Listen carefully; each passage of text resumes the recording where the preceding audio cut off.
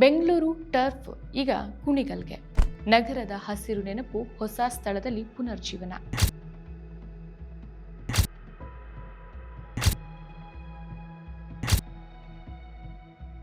Number 1 race course ಮೌಲ್ಯದಲ್ಲಿ ತಿರುವು. ನಮಸ್ಕಾರ, ಈ ದಿನಕ್ಕೆ ಸ್ವಾಗತ. ನಾನು ಜಿಎಂ ಪವಿತ್ರ. ಫೆಬ್ರವರಿ 12ಕ್ಕೆ ಕರ್ನಾಟಕ ಸಚಿವ ಸಂಪುಟ ತೆಗೆದುಕೊಂಡ ಐತಿಹಾಸಿಕ ನಿರ್ಧಾರವೊಂದು ಬೆಂಗಳೂರಿನ ರೇಸ್ ಕೋರ್ಸ್ ಇತಿಹಾಸದಲ್ಲಿ ಹೊಸ ಅಧ್ಯಾಯವನ್ನು ತೆರೆದಿದೆ.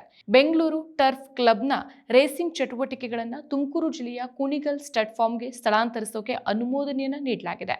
83 ಎಕರೆ ವಿಸ್ತೀರ್ಣದ ಪ್ರಸ್ತುತ ಸ್ಥಳವನ್ನು ಹಸಿರುಮಯವಾಗಿಸಿ ನಗರದ ಲಂಗ್ ಸ್ಪೇಸ್ ಆಗಿ ಬಳಸಿಕೊಳ್ಳೋಕೆ ರಾಜ್ಯ ಸರ್ಕಾರ ನಿರ್ಧರಿಸಿದೆ. ಇದಕ್ಕೆ ಮುಂದಿನ 2 ವರ್ಷಗಳ ಕಾಲಾವಕಾಶವನ್ನು ನೀಡಲಾಗಿದೆ. ಬಹುಕಾಲದ ಕಾನೂನು ಹೋರಾಟ, ಬಾಡಿಗೆ ವಿವಾದ ಮತ್ತು ನಗರದ ಸಂಚಾರ ದಟ್ಟಣೆಯ ಸಮಸ್ಯೆಗಳ ನಂತರ ಈ ನಿರ್ಧಾರವನ್ನು ಸರ್ಕಾರ ಕೈಗೊಂಡಿದೆ. ಬೆಂಗಳೂರಿನ ಹೃದಯ ಭಾಗದಲ್ಲಿ ನೂರಾರು ವರ್ಷಗಳಿಂದಲೂ ರೇಸ್ ಕೋರ್ಸ್ ಇದ್ದದ್ದು ಇನ್ನು ಮುಂದೆ ಇತಿಹಾಸವಾಗಲಿದೆ. ಬೆಂಗಳೂರಿನಲ್ಲಿ ಕುದುರೆ ರೇಸಿಂಗ್ನ ಇತಿಹಾಸ 1800ರ ದಶಕಕ್ಕೆ ಹಿಂದೋಗುತ್ತೆ. ಆಸ್ಟಿನ್ ಟೌನ್ ಮತ್ತು ಡೊಂಬ್ಲೂರ್ ಗಡಿಯಲ್ಲಿ ಒಂದು ಕಾಲದಲ್ಲಿ ಚೀತಾ, ಹುಲಿ, ಚಿರತೆಗಳಂಥ ವನ್ಯಜೀವಿಗಳ ಹೋರಾಟಗಳನ್ನು ನಡೆಸಲಾಗ್ತಾ ಇತ್ತು. ಬ್ರಿಟಿಷ್ ಸೈನಿಕರು ಇದನ್ನ ಕುದುರೆ ರೇಸಿಂಗ್ಗೆ ಬದಲಾಯಿಸ್ತಾರೆ. ಮೊದಲ ರೇಸ್ ಕೋರ್ಸ್ ಈಗಿನ HAL ವಿಮಾನ ನಿಲ್ದಾಣದ ಸಮೀಪದಲ್ಲಿತ್ತು. ಬ್ರಿಟಿಷ್ ಕ್ಯಾವಲ್ರಿ ಯೂನಿಟ್ಗಳು ಹಲಸೂರು ಪ್ರದೇಶದಲ್ಲಿ ಇದ್ದುದು ರೇಸಿಂಗ್ಗೆ ಕಾರಣ ಆಗುತ್ತೆ. 1920ರ ಡಿಸೆಂಬರ್ 1ಕ್ಕೆ ಮೇಜರ್ RH.O.D. ಪ್ಯಾಟರ್ಸನ್, ಹೋಮ್ಸ್ ಮತ್ತು CN ನಾರಾಯಣ ರಾವ್ ಅವರ ಹೈಗ್ರೌಂಡ್ಸ್ನ ಗ್ರ್ಯಾಂಡ್ ಸ್ಟ್ಯಾಂಡ್ನಲ್ಲಿ ಸಭೆ ನಡೆಸಿ ಬೆಂಗಳೂರು ಟರ್ಫ್ ಕ್ಲಬ್ ಅನ್ನು ಸ್ಥಾಪಿಸ್ತಾರೆ. 1921ರ ಮೇ 20ಕ್ಕೆ ಉದ್ಘಾಟನೆ ಆಗುತ್ತೆ. ಮೈಸೂರು ಮಹಾರಾಜರಿಂದ 1923ರಲ್ಲಿ 92 ಎಕರೆ ಜಮೀನು, ಅಂದ್ರೆ ಈಗಿನ 83ರಿಂದ 85 ಎಕರೆ ರೇಸ್ ಕೋರ್ಸ್ಗೆ ಮಾತ್ರ ಬಳಸೋಕೆ ನೀಡಲ್ಪಡುತ್ತೆ. ಮೊದಲು ಬೆಂಗಳೂರು ರೇಸ್ ಕ್ಲಬ್ ಅಂತ ಕರೆಯಲ್ಪಟ್ಟು 1956ರ ಕಂಪನೀಸ್ ಆಕ್ಟ್ ನಂತರ ಟರ್ಫ್ ಕ್ಲಬ್ ಅಂತ ಆಗುತ್ತೆ. 1951ರಲ್ಲಿ ಪ್ರಸ್ತುತ ಹೈಗ್ರೌಂಡ್ ಸ್ಥಳಕ್ಕೆ ಸ್ಥಳಾಂತರವಾಗುತ್ತೆ. ಇಲ್ಲಿ 1950 ಮೀಟರ್ ಟ್ರ್ಯಾಕ್, 3 ಟ್ರೈನಿಂಗ್ ಟ್ರ್ಯಾಕ್ಗಳು, ಕುದುರೆ ಸ್ವಿಮ್ಮಿಂಗ್ ಪೂಲ್, ವೆಟರ್ನಿಟಿ ಆಸ್ಪತ್ರೆ, 1000ಕ್ಕೂ ಹೆಚ್ಚು ಕುದುರೆಗಳ ಸ್ಥಿರತೆ ಎಲ್ಲಾನು ಇದೆ. ಬೆಂಗಳೂರಿನ ಹವಾಮಾನ ರೇಸಿಂಗ್ಗೆ ಅತ್ಯುತ್ತಮ ಅಂತ ಪ್ರಸಿದ್ಧಿಯೂ ಪಡೆಯುತ್ತೆ. ಗೃಹಲಕ್ಷ್ಮಿ ಯೋಜನೆಯಡಿ ರಾಜ್ಯದ 1,24,00,000 ಯಜಮಾನಿಯರ ಖಾತೆಗೆ ಪ್ರತಿ ತಿಂಗಳು 2,000 ರೂಪಾಯಿ ನೇರವಾಗಿ ಜಮೆಯಾಗುತ್ತಿದೆ. ಇದು ಮಗುವಿನ ಶಿಕ್ಷಣಕ್ಕೆ ನೆರವು, ಅನಾರೋಗ್ಯದ ಸಮಯದಲ್ಲಿ ಆಪದ್ಬಾಂಧವ, ಗೃಹಿಣಿಯರ ಕೈಗೆ ಸಿಕ್ಕ ನಿಜ ಆರ್ಥಿಕ ಸ್ವಾತಂತ್ರ್ಯ. ನಾವು ನುಡಿದಂತೆ ನಡೆದಿದ್ದೇವೆ, ನಿಮ್ಮ ಪ್ರೀತಿ ವಿಶ್ವಾಸವನ್ನ ಉಳಿಸಿಕೊಂಡಿದ್ದೇವೆ. ಗ್ಯಾರಂಟಿ ಸರ್ಕಾರಕ್ಕೆ 1000 ದಿನಗಳು, ನನಸಾಗಿದೆ ಕೋಟಿ ಕನಸುಗಳು. 2006ರಲ್ಲಿ ಬಾಡಿಗೆ ಒಪ್ಪಂದ ಮುಗಿದ ನಂತರನೂ ಕ್ಲಬ್ ಮುಂದುವರಿಯುತ್ತೆ. 2010ರಿಂದ ಬಾಡಿಗೆ ದರ ಪರಿಷ್ಕರಣೆಯೇ ಆಗಿಲ್ಲ.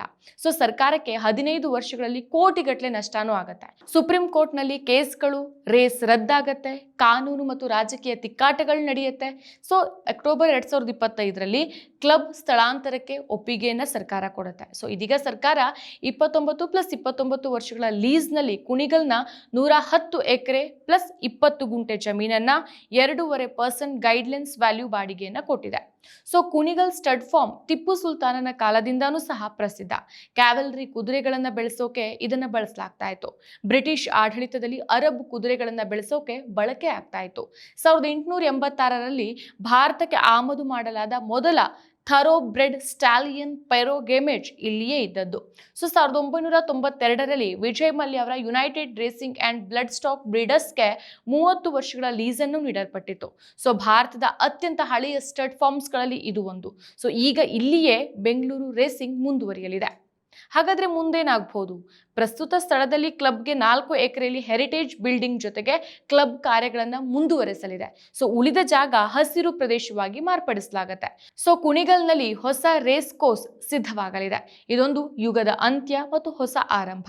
ಬೆಂಗಳೂರಿನ ಹೃದಯ ಭಾಗದಲ್ಲಿ 100 ವರ್ಷಗಳಿಗಿಂತಾನು ಕುದುರೆಗಳ ಓಡಾಟ, ಜನಸಮೂಹ, ಬೆಟ್ಟಿಂಗ್ ಎಲ್ಲಾನು ಸಹ ಈಗ ಇತಿಹಾಸವಾಗಲಿದೆ. ಆದರೆ ಕುಣಿಗಲ್ನಲ್ಲಿ ರೇಸಿಂಗ್ ಸಂಪ್ರದಾಯ ಮುಂದುವರಿಯಲಿದೆ. ಬೆಂಗಳೂರು ನಗರಕ್ಕೆ ಹೆಚ್ಚು ಹಸಿರು, ಕಡಿಮೆ ದಟ್ಟಣೆ ಸಿಗಬಹುದು ಅನ್ನೋ ನಿರೀಕ್ಷೆಯೂ ಇದೆ. ಬೆಂಗಳೂರು ಟರ್ಫ್ ಕ್ಲಬ್ ಇನ್ನು ಮುಂದೆ ಕುಣಿಗಲ್ನಿಂದ ರೇಸ್ ನಡೆಸಲಿದೆ. ಆದರೆ ಅದರ 100ಕ್ಕೂ ಹೆಚ್ಚು ವರ್ಷಗಳ ಕಥೆ ಎಂದಿಗೂ ಮರೆಯಲಾಗದು. ಇದು ಕೇವಲ ಸ್ಥಳಾಂತರ ಅಲ್ಲ, ಇದು ನಗರದ ಭವಿಷ್ಯಕ್ಕೆ ಒಂದು ದಿಟ್ಟ ಹೆಜ್ಜೆ. ಮತ್ತಷ್ಟು ವಿಶೇಷ ವಿಡಿಯೋಗಳನ್ನು ನೋಡಲು ಮತ್ತು ಹೊಸ ವಿಡಿಯೋಗಳ ಬಗ್ಗೆ ತಿಳಿಯಲು ಈ ದಿನ .com ಯೂಟ್ಯೂಬ್ ಚಾನೆಲ್ ಸಬ್ಸ್ಕ್ರೈಬ್ ಮಾಡಿ ಮತ್ತು ಬೆಲ್ ಐಕಾನ್ ಕ್ಲಿಕ್ ಮಾಡಿ.